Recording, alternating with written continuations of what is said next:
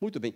Coloque-se em pé. Vamos ler Evangelho de João, capítulo 9, versos 1 a 14. Tenho ministrado uma série de mensagens sobre o Evangelho puro.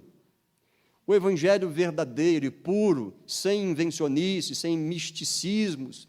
E olhamos para a palavra de Deus para que, como igreja, sigamos fielmente o ensino do Senhor Jesus. Temos aqui uma experiência de Jesus, João capítulo 9, versos 1 a 14. Que na minha versão Nova Almeida atualizada diz o seguinte: enquanto Jesus caminhava, viu um homem cego de nascença.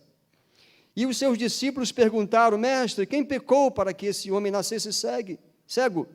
Ele ou os pais dele? Quem pecou para que esse homem nascesse cego?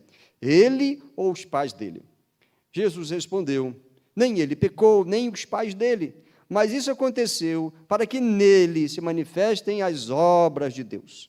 É necessário que façamos as obras daquele que me enviou enquanto é dia. A noite vem quando ninguém pode trabalhar. Enquanto estou no mundo, sou a luz do mundo. Depois de dizer isso, Jesus cuspiu na terra, fez lama com a saliva e com a lama untou os olhos do cego. Então disse ao cego: vá lavar-se no tanque de Siloé. Siloé quer dizer enviado.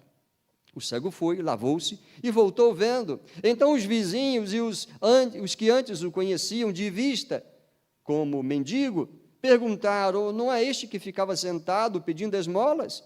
Uns diziam: é ele. Outros: não, mas se parece com ele. O homem dizia: sou eu. Então lhe perguntaram: como foram abertos os seus olhos? E ele respondeu: o homem chamado Jesus fez lama, passou nos meus olhos e disse: vá ao tanque de Siloé e lave-se. Então fui, lavei-me e estou vendo. E eles perguntaram: onde está ele? Respondeu: não sei. Levaram aos fariseus aquele que antes era cego, e era sábado, o dia em que Jesus fez a lama e lhe abriu os olhos. Só até aqui, por enquanto, vamos dar graças pela palavra. Ó Deus, obrigado. Aqui está a revelação do Senhor para nós. Que o Senhor nos abra o entendimento, os olhos espirituais daqueles cujos olhos espirituais estão fechados, mas que o Senhor abençoe a todos nós por meio da Tua palavra. Somos gratos por ela e por aquilo que o Senhor vai nos ensinar mais uma vez. No nome de Jesus. Amém. Assente-se, vamos pensar nesse texto. O texto é longo, eu li a primeira parte, mas tem um contexto, essa história que aqui nos foi apresentada no Evangelho de João. Há uma história que tem um contexto. Aqui Jesus cura uma pessoa que tinha uma doença congênita, nasceu cego. Talvez seja a única ou uma das pouquíssimas curas que o Senhor Jesus fez de uma doença congênita.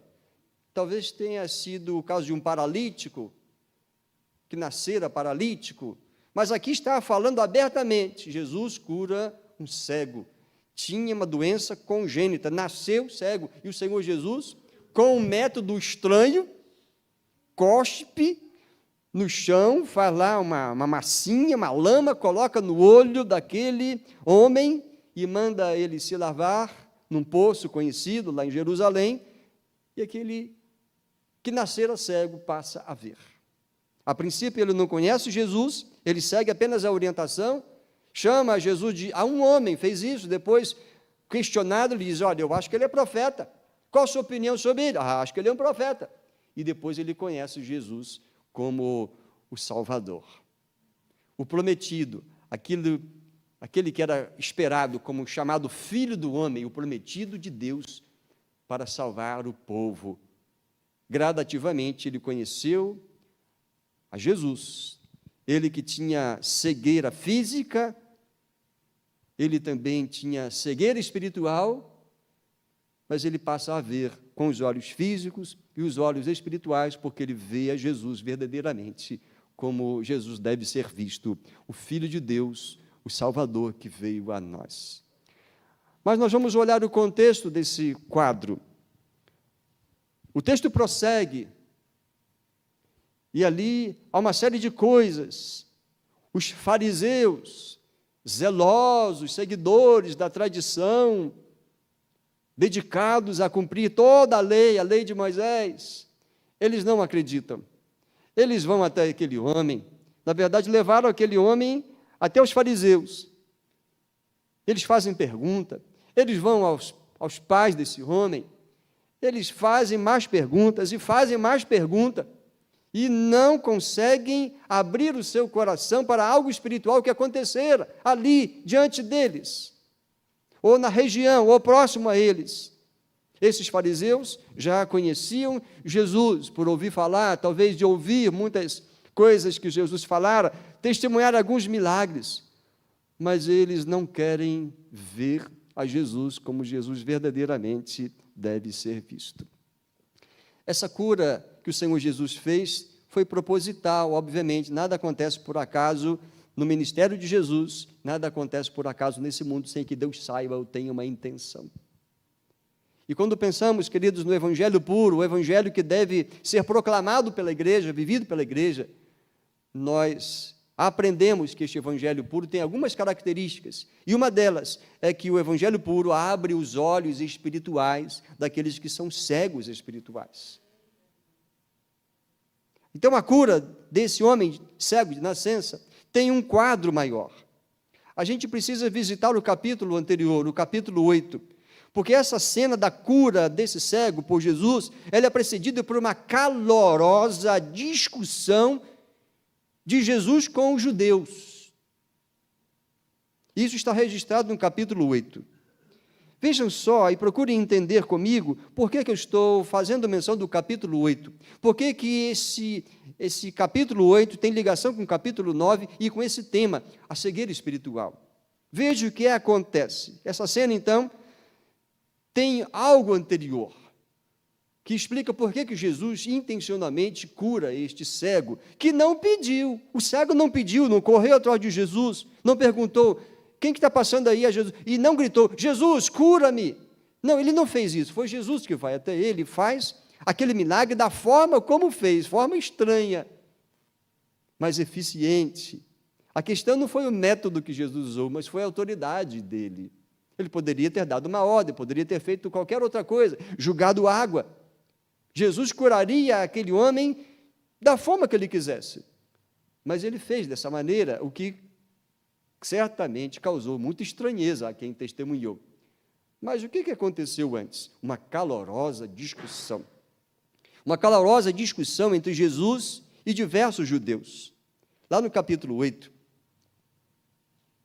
visite esse capítulo comigo, já tenho que ser objetivo aqui, dinâmico, só para descrever um pouco essa discussão calorosa.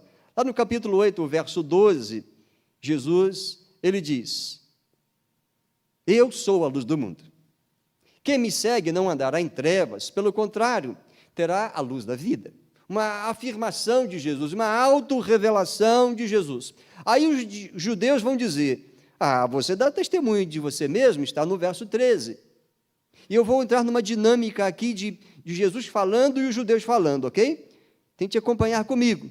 Jesus declara que ele é a luz do mundo, os judeus acusam, você está dando testemunho de você mesmo. E Jesus vai prosseguindo. Ele diz, o meu testemunho é verdadeiro, porque sei de onde vim e para onde vou. Está aí no verso 14.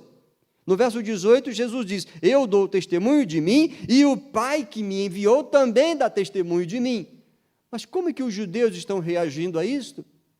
Eles estão incrédulos. Não estão dando a Jesus o crédito que Jesus merece. Os judeus dizem, onde está o seu pai? No verso 19. E Jesus, também no final do verso 19, ele diz, olha, vocês não conhecem a mim e não conhecem o meu pai. Se conhecessem a mim, também conheceriam o meu pai. A discussão está prosseguindo. Jesus vai defender a sua missão a partir do verso 21. Outra vez Jesus falou dizendo, eu vou embora, vocês vão me procurar, mas perecerão no seu pecado. Veja a íntima ligação que Jesus está fazendo entre a vinda dele a este mundo e os nossos pecados. E Jesus prossegue dizendo: vocês perecerão no seu pecado, para onde eu vou, vocês não podem ir. E os judeus, você vai se suicidar? E Jesus diz: olha, vocês são daqui de baixo, eu sou lá de cima. Se não crerem que eu sou, olha a expressão aí em letras maiúsculas, Jesus se identificando como o próprio Deus em pessoa, em forma humana. E essa expressão os judeus conheciam bem, está lá no Antigo Testamento, a forma como Deus se revelou a Moisés, como o eu sou. Daí surgiu o santo nome de Deus que os judeus não pronunciam e evitavam até escrever ou falar, pronunciá-lo. Jesus diz: eu sou. Se não crerem que eu sou, vocês morrerão nos seus pecados, está no verso 24. E os judeus perguntaram: quem é você? Aí Jesus, no verso 28, está lá: olha, o que eu tenho dito desde o princípio, é o que eu tenho dito, repetido. Eu sou aquilo que eu tenho dito desde o princípio. Eu estou insistindo em dizer quem eu sou. Digo isso com palavras, ou em atos, ou em sinais, ou em milagres. Viram por que Jesus, então, vai fazer aquele milagre? É resultado desta discussão. Verso 28 também: quando vocês levantarem o Filho do Homem, então saberão que eu sou. Verso 28, Jesus antecipa a morte, que será promovida por aqueles que estão ali, pelos judeus, o seu próprio povo. Aí no verso 32, parte dessa discussão e resposta de Jesus disse: olha, se vocês permanecerem na minha palavra, porque alguns creram nele, se vocês permanecerem na minha palavra, são verdadeiramente meus discípulos, conhecerão a verdade, e a verdade os libertará. Mais adiante, então, os judeus disseram: olha, libertar de quê? Nós somos descendentes de Abraão, nós sabemos a nossa identidade, somos descendentes do pai Abraão, aquele a quem Deus fizera promessas. Como você diz que seremos livres, se nós não somos escravos, somos descendentes de Abraão, somos legítimos povo da promessa? E Jesus diz: olha, o que comete pecado é escravo do pecado. O que Jesus está dizendo? Vocês são escravos, sim, é que não querem reconhecer, escravos do pecado. Quem comete pecado é escravo do pecado.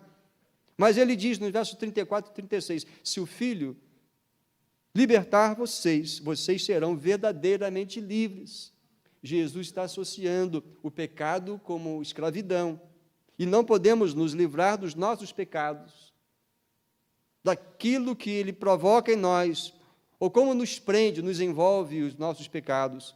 Jesus pode fazer isso, e para ele é tão fácil curar um cego de nascença, como dizer: perdoados são os vossos pecados. Mas eles insistem, os judeus, no verso 39, o nosso pai é Abraão. E Jesus diz: olha, se vocês fossem verdadeiramente filhos de Abraão, vocês fariam as obras que ele fez. Mas agora vocês estão querendo me matar, está lá no verso 40. E vocês estão querendo me matar porque eu lhes falei a verdade. E vejam só, Jesus ainda vai mais adiante. Ele diz: o pai de vocês não é Abraão, mas o diabo. No verso 44 ele diz: vocês são do diabo. Quem disse isso aqui mesmo? Jesus. Mas tem gente dizendo: todos são filhos de Deus. Jesus é mentiroso ou nós que estamos enganados? Não, nem todos são filhos de Deus. Jesus falou que há filhos de Deus e filhos do diabo. E o diabo é aquele que cega os olhos espirituais das pessoas. E tem muita gente cega espiritualmente, crendo em enganos, crendo em tradição, crendo na sua autojustificação, na sua moralidade. Há muita gente que acha que é e não é. Acha que é filho de Deus e verdadeiramente não é. Acha que é salvo e verdadeiramente não é salvo, porque não foram a Jesus, ou não creem em Jesus, ou não têm Jesus como Salvador e Senhor. É a verdade pura e simples do Evangelho, queridos. Enquanto isso, o Evangelho vai sendo aí modificado, falsificado, querem reformar a Bíblia toda. mas a igreja de Jesus vai seguir o evangelho puro. E o evangelho puro é aquele que abre os olhos espirituais daqueles que são cegos espirituais. E nessa discussão, que eu já estou terminando aqui, esse resumão, sobre essa discussão calorosa, e agora está chegando ao ápice, Jesus diz, vocês são filhos do diabo. E os judeus dizem, você é samaritano, você não é limpo, você é impuro, você tem demônio. Lá no verso 18, dizem que Jesus tem demônio. E olha que o Deus eterno, aquele que é a luz do mundo, está ali, mas eles estão com seus olhos fechados, cegos espirituais. Que coisa, queridos. Aí Jesus diz, olha, antes que Abraão existisse, eu sou. Verso 58. Aí os judeus pegaram pedras para atirar nele, segundo o versículo 19 registra. Mas Jesus se ocultou e saiu do templo, e ao sair do templo, chegamos ao texto, no capítulo 9, enquanto Jesus caminhava, viu um homem cego de nascença. E aí tem agora um diálogo entre Jesus e os discípulos. E aí nós vamos entender, a partir desse texto, algumas coisas. Essa discussão, queridos, levou Jesus a fazer aquela cura e fazer insistentemente a sua revelação como aquele que é a luz do mundo e o nosso Salvador. Aí que se dá essa cura, intencionalmente. A discussão em que Jesus dá as suas respostas, essas respostas de Jesus são, na verdade, o resumo do puro Evangelho. Jesus apresenta-se a si mesmo como o eu sou, o Deus entre nós, como também ele se apresenta em missão. A missão de Jesus é específica. O Pai me enviou, eu conheço o Pai, eu falo o que o Pai mandou eu falar, eu faço aquilo que o Pai mandou eu fazer. Jesus apresenta a sua missão. Jesus apresenta a sua natureza divina, com seus ensinos e com seus milagres. E Jesus prova a sua autoridade. E essa autoridade é explícita. Ele cura o cego de nascença. Assim como ele ressuscita mortos, ele expulsa demônios. Esse é o Jesus do Evangelho, o Evangelho puro. Mas esse texto, além de apresentar esses dados, essas informações, esses fatos, esse texto revela, então, uma outra cegueira, que é a cegueira espiritual. Que características tem a cegueira espiritual? É só observar as respostas e os questionamentos daqueles judeus, ou das falas dos fariseus, diante de quem levaram o cego, ou aquele que fora curado por Jesus, que não é mais cego. É só observar a atitude dos fariseus e dos judeus, de uma forma geral. Quais são as características da cegueira espiritual por meio desse texto? Primeiro, a teimosia. A teimosia em se prender à tradição ou a tradições religiosas e negar a revelação de Deus por meio de Jesus. Há pessoas que valorizam mais a tradição religiosa do que a própria revelação de Deus em Jesus, que está nos evangelhos e em toda a Bíblia. Os judeus do capítulo 8 são teimosos. Sabiam que Deus enviaria o Salvador, o Filho do Homem. Mas ali está, diante deles, o próprio Salvador esperado, mas eles não creem, estão presos, teimosos e orgulhosos. Somos descendentes de Abraão, Deus nos salvará. Mas Deus não salva a pessoa baseado nos méritos da pessoa. Nos salva em Cristo Jesus, mas as pessoas querem confiar na tradição, no nome do seu antecessor, naquilo que foi recebido de geração após geração. E se vai observar onde está Jesus nessa história, onde está a autoridade dele, a obra de Jesus. Se Jesus não está nisso que foi passado de pai para filho, então não se está na verdade. E se as pessoas teimarem em permanecer e valorizando a tradição religiosa, os costumes, e deixando Jesus de fora, essa pessoa demonstra que está em cegueira espiritual. Que teimosia foi a desses judeus, mas sabe, observando o restante do capítulo 9, que nós não lemos, a teimosia dos fariseus é impressionante, é muito estranho. Os discípulos também estavam influenciados por essa tradição, porque eles perguntaram, Senhor, quem pecou para que esse homem nascesse cego? Foi ele? Ou foram os seus pais? Era a tradição, aquilo que eles criam. Eles pensavam que quem estava debaixo de grande sofrimento, enfermidade séria, uma vida de miséria e sofrimento, estavam sendo punidos por Deus. Era o pensamento. E querem saber de onde vem esse pensamento? É muito claro que está bem longe desse texto aqui, lá no livro de Jó. Os amigos de Jó estão querendo, Jó, preste atenção, rapaz, faz aí sua análise, olha para dentro de você. Se você perdeu os seus 10 filhos de uma só vez, perdeu toda a sua riqueza, todo o seu rebanho, está perdendo até a sua saúde, você está em grande falta com Deus. Era a crença antiga, e muitos continuaram a crer, através dos tempos, nisto. É a teimosia. Em vez de deixar-se ensinar pela revelação de Deus que está na Bíblia Sagrada, preferem ouvir aqueles que antecederam, pais, avós, ou a antiga tradição religiosa da nação, da cidade, da família. Preferiram trocar a tradição pela revelação de Deus. Veja a revelação de Jesus, no capítulo 9, verso 5, ele diz, eu sou a luz do mundo. Ele disse isso no capítulo 8, repete no capítulo 9. E ele vai curar um cego. Vejam que o simbolismo está intencionalmente usado por Jesus. Jesus é a luz do mundo, precisamos dele. E os fariseus rejeitaram a legitimidade da cura que Jesus fez e da autoridade de Jesus. Sabe por quê? Porque pela tradição não se podia fazer nada no sábado. Mas Jesus curou no sábado.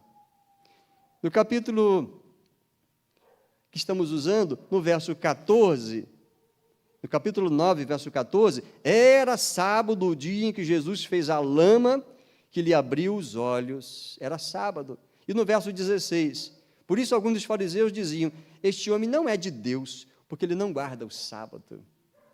Vejam o que a tradição faz. Aqueles que teimam em ficar na tradição e não abrem os olhos para contemplar Jesus, a pessoa, os ensinamentos dele, estão demonstrando uma característica da cegueira espiritual.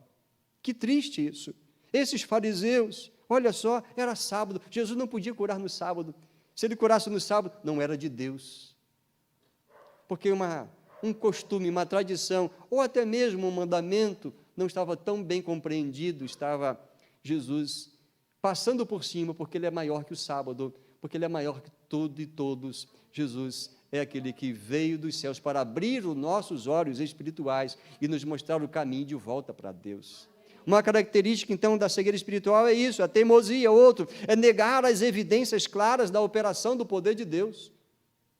No verso 18 do capítulo 9, não lemos, não seguimos com a leitura, eu precisaria fazer essas pontuações, diz que os judeus não acreditaram que ele tinha sido cego e que agora podia ver, enquanto não chamaram os pais dele e perguntaram, é este o filho de vocês? Eles estavam negando as evidências. Muitos estavam dando testemunho, não, era ele mesmo, era aquele que mendigava ali, era ele mesmo, mas eles não acreditaram. Aí havia uma evidência ali, inegável. Cegueira espiritual tem como característica negar as evidências do poder de Deus entre nós. O poder de Deus se manifesta o tempo todo, muitas vezes. Em cada dia que vivemos, o poder de Deus é manifesto. Mas há pessoas que negam, não existe um Deus. Não, se ele existe, está tão distante. Queridos, nada foge ao plano e ao propósito de Deus. Ele criou tudo com leis físicas, e tudo permanece certinho. Todos os dias Deus se revela. Mas aí Deus resolve, pessoalmente vir a nós. Faz coisas que ninguém jamais havia feito, e ainda as pessoas estão, isso não é Deus, coisa de Deus. Esse homem não é de Deus, esse homem não é Deus. E a evidência estava ali.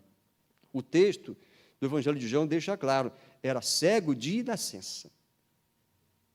Não era uma cegueira temporal, não era um acidente que aconteceu, era de nascença, ou seja, a evidência de algo extraordinário do poder de Deus. Isso é porque a cegueira espiritual tem essa característica, negar as evidências que Deus nos dá do amor, do poder, da presença dele e, sobretudo, dele em forma humana, na pessoa de Jesus. Outra característica da cegueira espiritual é a perversidade, em nome da religião e também a intolerância. Por que eu digo isso? Na sequência do texto, depois que esse homem foi curado por Jesus, levam esse homem até os fariseus, perguntam para ele o que aconteceu, o que ele sabe, depois vão perguntar aos pais dele. Por que os pais dele disseram, perguntem a ele? O texto nos informa, nos versos 22 e 23, que os pais dele disseram, olha, ele já é de maior, vamos perguntar para ele é que sabe dizer. No verso 22 diz que eles disseram assim, porque estavam com medo dos judeus, pois eles tinham combinado que se alguém confessasse que Jesus era o Cristo, seria o quê? Expulso da sinagoga. É uma expressão bem entendida por nós, seria excomungado, banido da comunhão. O que é isso aqui, queridos? Os fariseus não são tão religiosos, mas que religiosidade é essa? Que é intolerante. A cegueira espiritual tem essa característica.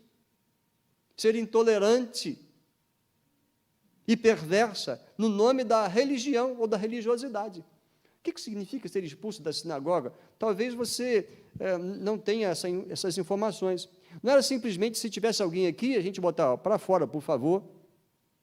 Era muito mais que isso. Não é só dizer para essa pessoa, você não é uma pessoa bem-vinda, você é uma persona não grata entre nós. Não, era muito mais. Para um judeu, ser expulso da sinagoga significava que ele não poderia ter comunhão, não podia viver e cultuar entre aquelas pessoas. E ainda mais, ele não poderia negociar, vender, ou seja, o seu negócio era, vamos dizer, bloqueado, boicotado. E a coisa era mais séria, ele não poderia nem receber um enterro digno. Esses pais ficaram com medo dessa excomunhão, porque os fariseus e a liderança diziam, olha, se falar desse Jesus e falar que esse Jesus é o Cristo, vocês vão ser banidos, vão ser tratados como um ninguém entre nós. Seria alguém totalmente prejudicado, socialmente, economicamente e até na sua dignidade. Veja, em nome de uma religião fazer isso? Quem faz isso não tem verdadeiramente o amor de Deus no seu coração, então está cego espiritual. Que tristeza! Ser expulso da sinagoga era sofrer uma punição severa em nome da tradição e da religião. Mas isso é cegueira espiritual.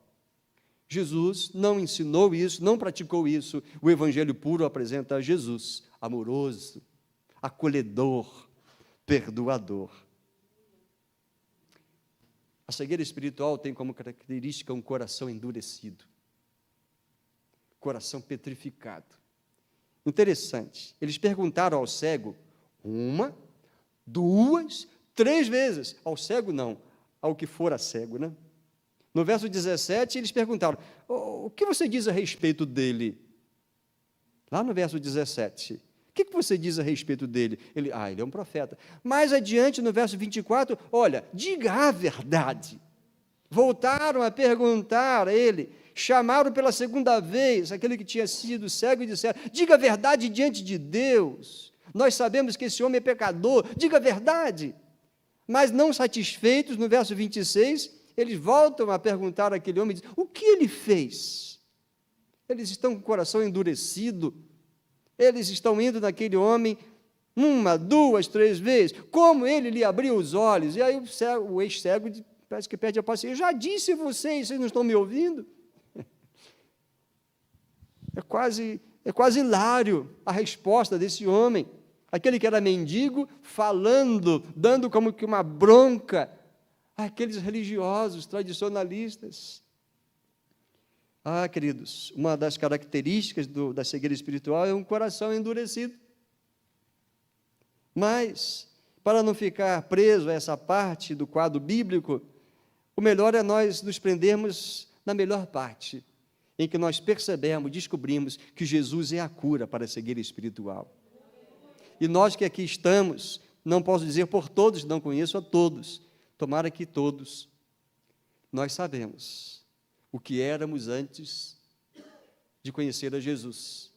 Mas não só conhecer, de entregar a vida dele. Porque, queridos, tem muita gente que conhece a Jesus, mas Jesus não é o Senhor das suas vidas.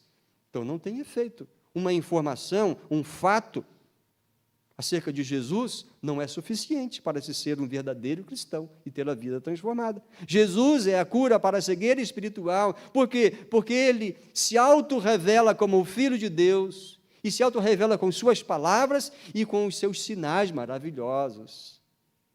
Nós também percebemos que Jesus é a cura para a cegueira espiritual porque ele atrai com amor. Ele não rechaça pecadores, mas ele recebe os pecadores, ministra-lhes o perdão com amor e orienta, e ensina, e capacita de não pequem mais. Recebam os meus mandamentos e sigam os meus mandamentos, porque aí vocês provarão que realmente me amam e que de fato nasceram de novo. Sim, ele atrai com amor até os mais rejeitados e necessitados. Ele atrai, ele recebe, ele ama. Volto a dizer, não foi o cego que foi a Jesus, como vemos outros casos de curas.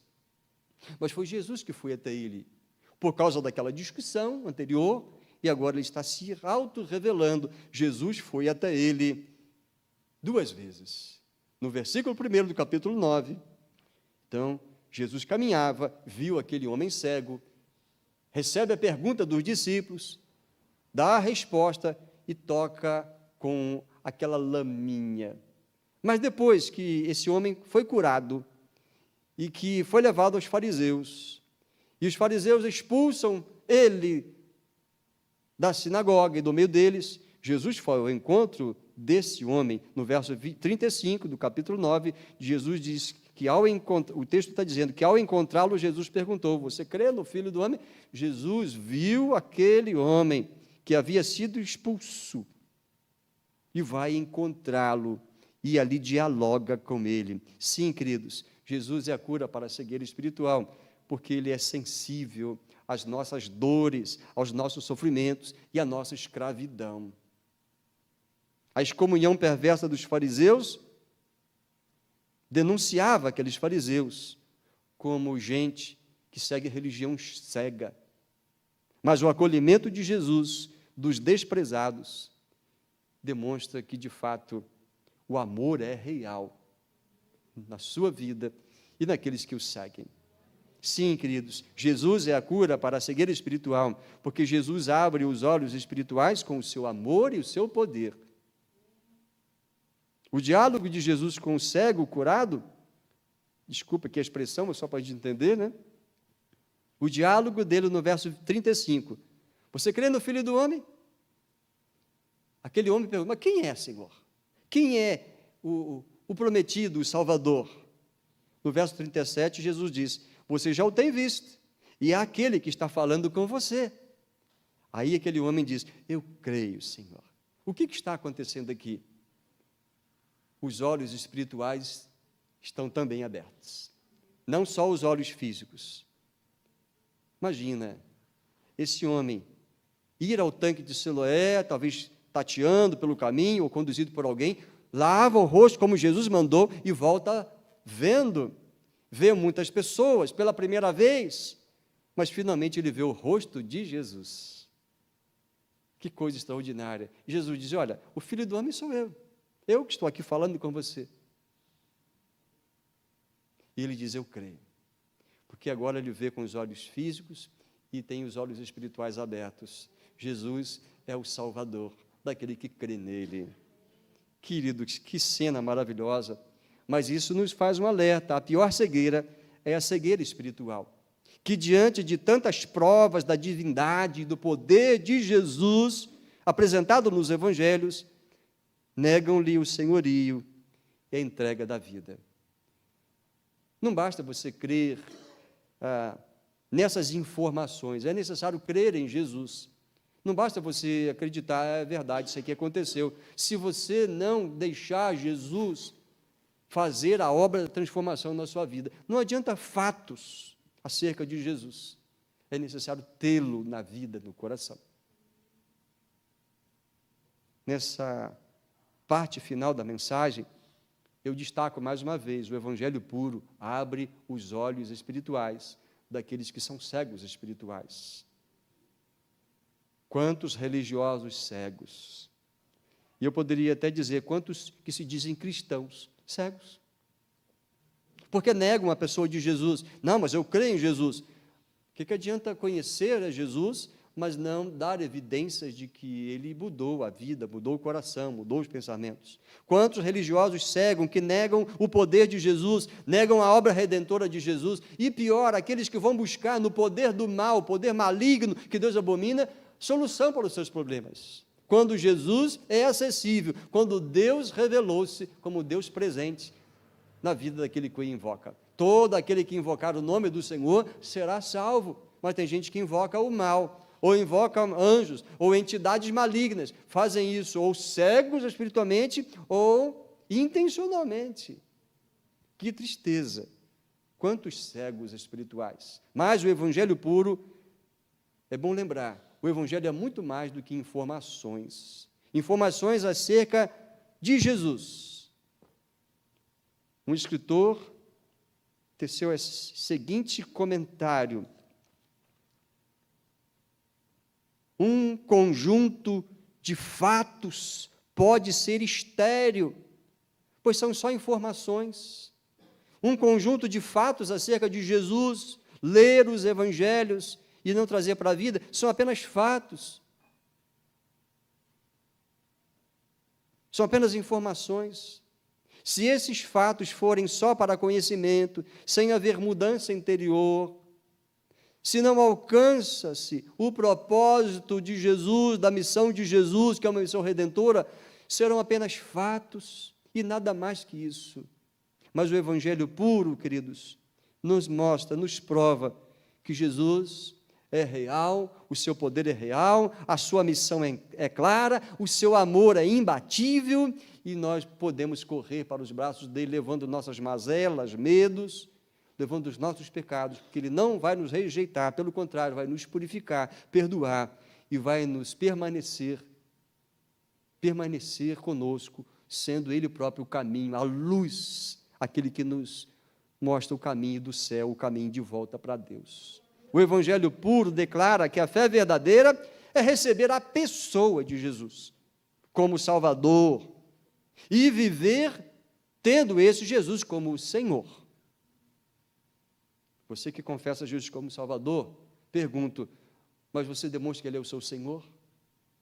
O Senhor da sua vida? Você tira tempo para estar com Ele, você serve a Ele com amor, com alegria, Ele é Senhor verdadeiramente, você segue os mandamentos dEle, e quando Ele diz não, você obedece, ou você, não, eu vou me arriscar, eu vou seguir do meu jeito, Jesus é o meu Salvador, mas eu tomo decisões, e vou arcar com elas. Olha, isso é perigoso. Será se de fato houve transformação interior, mudança de vida?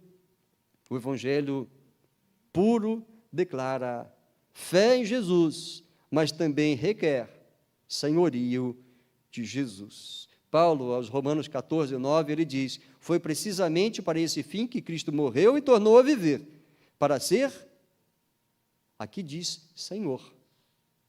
Talvez a primeira lembrança que vem na sua mente seja, para ser Salvador. Sim, Salvador, mas também Senhor, tanto de mortos como de vivos. Jesus é Senhor, queridos. Jesus é Senhor da sua vida. Ele comprou você. Dê a Ele o senhorio e não admita hábitos pecaminosos, rebeldia, rebelião no seu coração, porque pode haver dúvida se você verdadeiramente está enxergando com os olhos espirituais.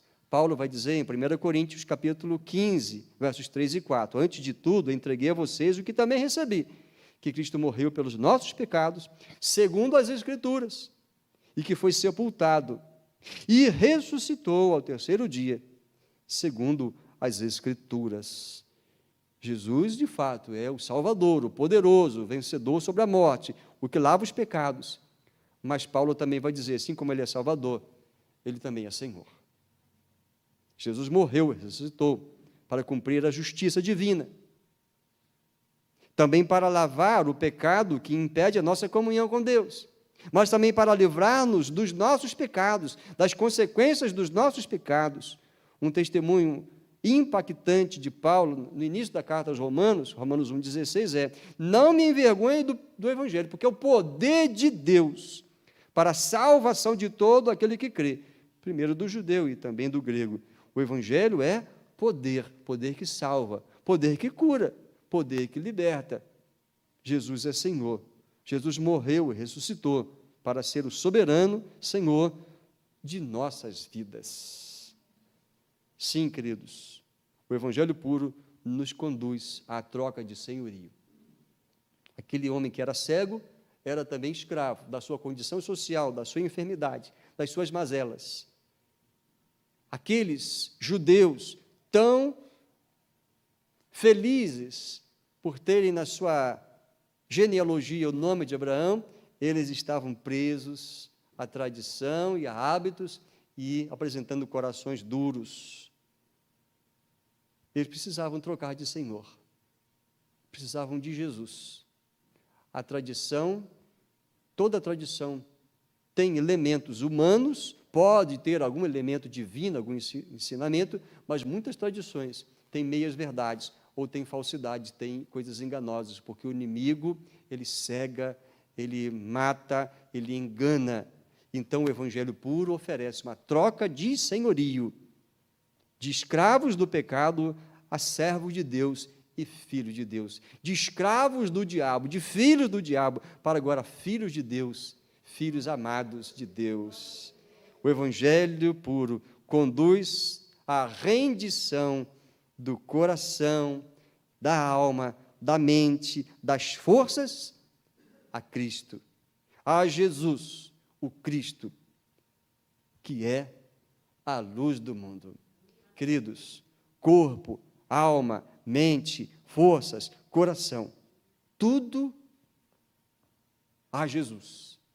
Senão, pode ser um evangelho falsificado. Responda no seu coração: você está seguindo a Jesus verdadeiramente? Ele é o seu Senhor. Você se santifica, se separa, você glorifica Ele, ou você gosta das histórias de Jesus, das informações, das belíssimas manifestações do amor e do perdão de Jesus, e fica nisso mesmo? Que você diga a Jesus: sim, Senhor, creio que o Senhor morreu por mim, o teu sangue, de fato, é a minha única salvação e esperança de mudança. Eu digo, sou pecador, mas não quero a condenação.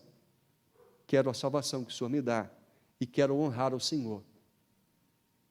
Quero viver tendo o Senhor como dono da minha vida. Quero fazer isso para todo sempre. Se você faz essa decisão, essa escolha, firme-se nela e dê testemunho dela, e que o Senhor abençoe você, livrando você de todo engano, de todo mal e de toda força que prende você à rebeldia, ao engano ou uma tradição cega. Deus abençoe a sua vida. Convido você a uma resposta em oração. Antes da equipe do louvor vir, vou chamar daqui a pouco, temos um momento, mas antes é importante orarmos nesse instante. Feche os seus olhos. Você que ouviu tudo isso, você não recebeu apenas informações, você recebeu orientação, e você talvez precise ser desafiado agora a ser verdadeiramente um seguidor de Jesus, tendo Ele como Senhor, dono da sua vida. Se não trocou o senhorio da sua vida, eu desafio você, diga a Jesus: quero que o Senhor seja definitivamente, verdadeiramente o meu dono, eu quero servir ao Senhor. Rompa com tudo aquilo que você sabe, agora, convencido pelo Senhor, que te distancia da verdade e do puro Evangelho, e tome a decisão que você já foi orientado a fazer agora. Senhor, obrigado por Jesus, obrigado pela misericórdia do Senhor, tanta paciência do Senhor, pela graça do Senhor de nos presentear com aquilo que mais ninguém poderia dar, a obra perfeita do perdão dos nossos pecados, que custou a morte de Jesus, o sangue, humilhação, maldição sobre Jesus, eram os nossos pecados. Obrigado, Senhor. O Senhor assim prova que nos ama. E nós, na resposta, dizemos: Senhor, perdoa os nossos pecados e, Senhor, aceita-nos e usa-nos para que esta oferta seja também divulgada a outras pessoas, para que o evangelho puro seja anunciado a todas as pessoas, porque há muitos enganados e cegos. Repreende, Senhor, o maligno com toda a sua artimanha e sutileza, que tem prendido muitos dos nossos amigos, familiares.